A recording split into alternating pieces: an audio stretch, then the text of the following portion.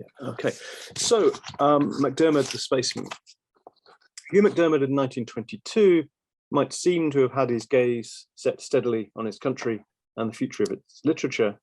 But in this paper, I'd like to suggest that if he had one eye on Scotland, he had another on the stars. The moon, the stars, the planets, the licht and the lift appear frequently in Sangshaw and Pennywheat.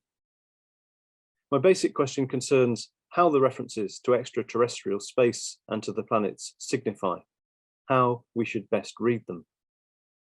In particular, given that space and space-time had been widely discussed in the early 1920s in the context of Einstein's special and general theories of relativity, how far should that knowledge form part of our interpretations? If we were to set aside then recent science, how far are MacDiarmid's extraterrestrial references drawing on older and other traditions, a romantic association of space with the spiritual and the sublime, for example? In relation to these questions, it may be valuable to make comparison with Thomas Hardy. Hardy deeply admired the romantic tradition, but had also absorbed a mechanistic and deterministic materialism from Victorian science.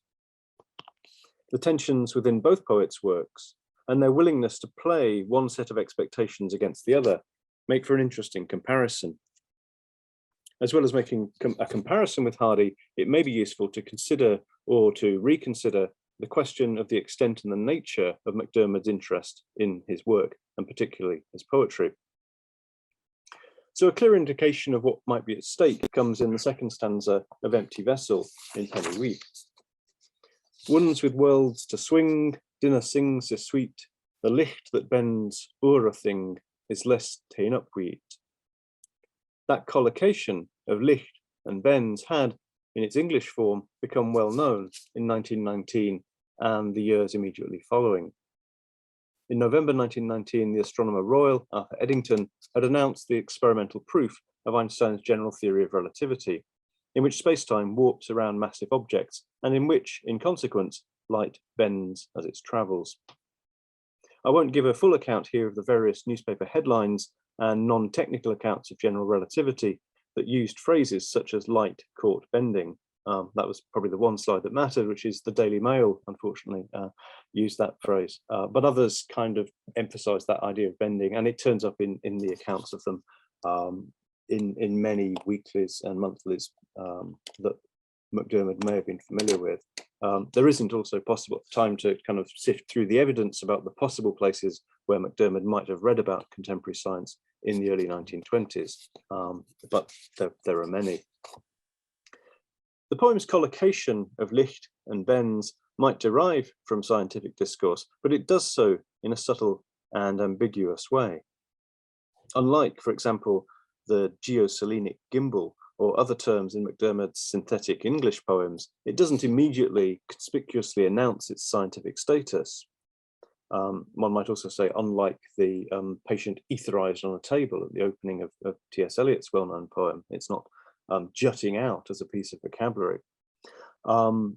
Light and bending are not exclusively scientific terminology, even if that collocation of them had strongly scientific resonances. So while Louisa Gairn, discussing Empty Vessel, is quite right to refer to the licht as interstellar, we need to tread carefully. A reader innocent of Einstein might think of the bending light as the curve of a rainbow, for example. Empty Vessel shares with the watergore the feeling of loss and of a half-articulated feeling existing beyond what is immediately perceived. It might also not be immediately obvious why the question of light bending matters in Empty Vessel. Are readers missing anything from the meaning of the poem if they don't know about light bending in the Einsteinian sense? It is true that most of the poem's emotional power comes from the first stanza and its presentation of a seemingly timeless scene of loss and grieving. One might think that nothing could be more removed than this scene from the modern world of physical theories and scientific discoveries. The implied scene of a desolate landscape in which the cairn is the only reference point could belong to any period, even if there are historical forces behind that kind of landscape. The new science is relevant, though, because it allows MacDiarmid to find consolation and to insinuate that the universe might not be entirely indifferent to loss. If the eternal silence of infinite spaces is as terrifying to poets as it had been to Blaise Pascal, then Einstein's universe, finite but unbounded, seems like it might wrap itself around the grieving woman and provide some kind of comfort. Granted, the curvature of the universe doesn't imply any sort of care, and granted, even if we allow ourselves to believe that it does, the larger import of the comparison is that the woman is more taken up with her loss than is the bending light. But for a moment, it seems as if that universe might offer something more comforting, more caring. Was that a new development in Penny Wheat? Sangshaw covers a range of possibilities for the ways that outer space might be used in poetry. The understanding of space in the Bonnie Brookett Bairn is astrological. Venus, Mars, the moon, and the earth are all personified. In the second of the Au clair de la lune poems, Moonstruck, the moon is again personified, but in terms that are less conventional. In the third poem in that sequence, the frame of reference is closer to a materialist one, in which the earth is reduced to a bare old stone. The materiality of the earth is the key point in the Hedgeback. MacDiarmid extends the idea of the wild black niche beyond its ballad origins and makes it into a scene of epistemological uncertainty. Within that scene, the earth underfoot provides the last connection to sensory knowledge of the world. In the Imis Stan, the materiality of the world in space is again foregrounded. The world, like an Imis stain, wags in the lift. MacDiarmid seems to be testing the validity of different ways of understanding space, the stars, and the planets. Each becomes a contested sign, caught between various forms of materialist and spiritual understanding.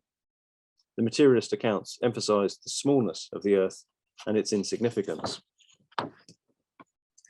The innumerable Christ stages the contestation of the spiritual and the materialist very clearly.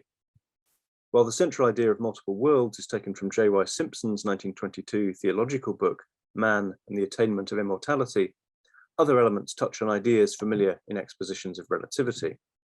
Simpson's book itself makes only passing reference to Einstein as a representative, along with Freud, as a period of intellectual challenge that was inevitably going to lead to new ways of thinking theologically. So, in other words, that's not a source for MacDiarmid. Firstly, in the poem, there's the thought experiment of what our world would look like if viewed from a distant planet. That idea is not unique to, nor essential to relativity, but it's a common element in expositions. And the more kind of earthbound version of that being thinking about one train passing another, which turns up all the time.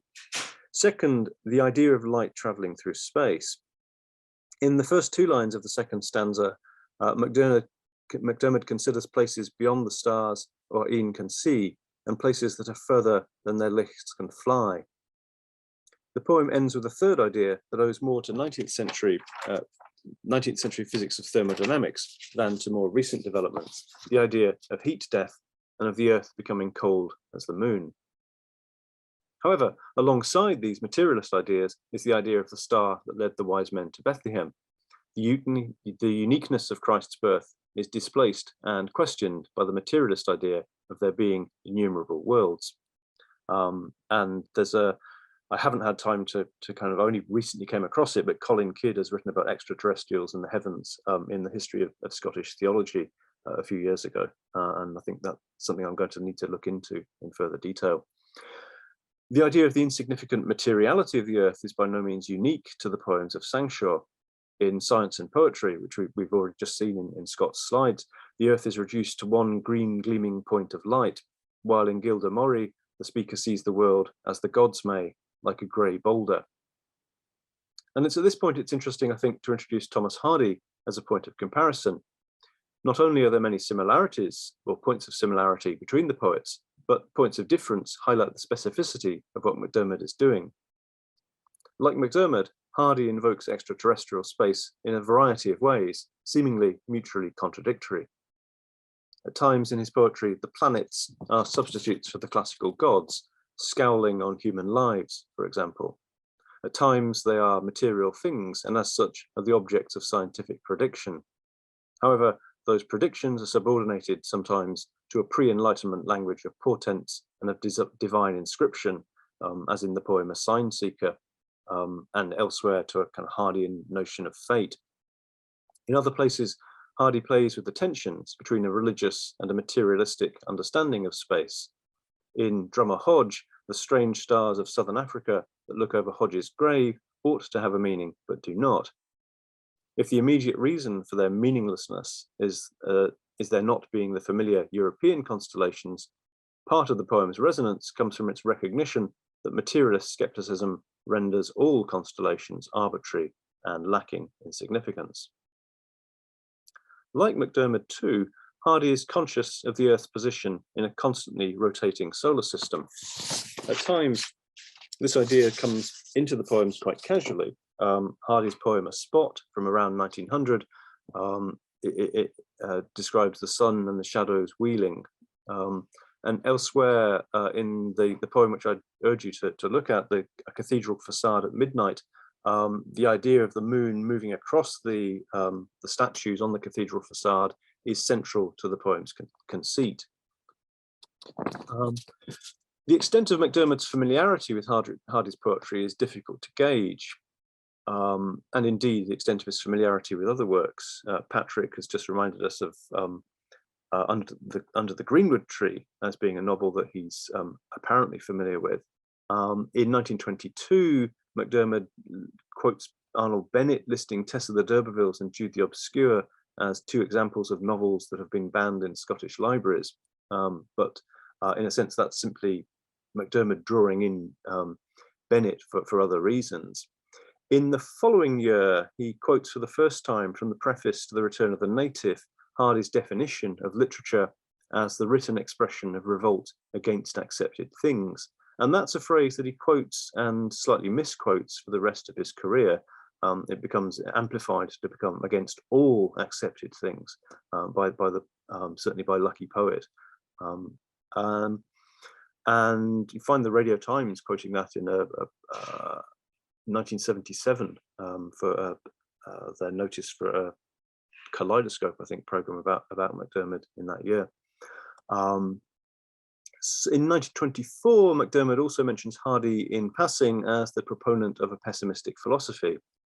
At some point, although I've not been able to find out when, he acquires a copy of Vere Henry Collins's Talks with Thomas Hardy at Mac's Gate, published in 1928, but very shortly after Hardy's death. It's mostly discussions about the sort of business of publishing. It's not a terribly interesting book, it must be said. From 1933 onwards, MacDiarmid begins to cite Hardy as a poet interested in verbal innovation, verbal experimentation, and the use of recondite words. And in doing so, MacDiarmid is to some extent establishing an antecedent for his own synthetic Scots, but more importantly, I think, at that point is finding an antecedent for the use of synthetic English in Stony Limits and other poems. In highlighting that aspect of Hardy's poetry, MacDiarmid is undeniably led by Ivor Evans, whose English poetry in the late 19th century, or later 19th century, from 1933, he frequently quotes in that context. And when he's not quoting it, he seems to be paraphrasing its broad argument. That MacDiarmid doesn't discuss Hardy's vocabulary before the appearance of Evans's book might suggest that he took little interest in it in the 1920s.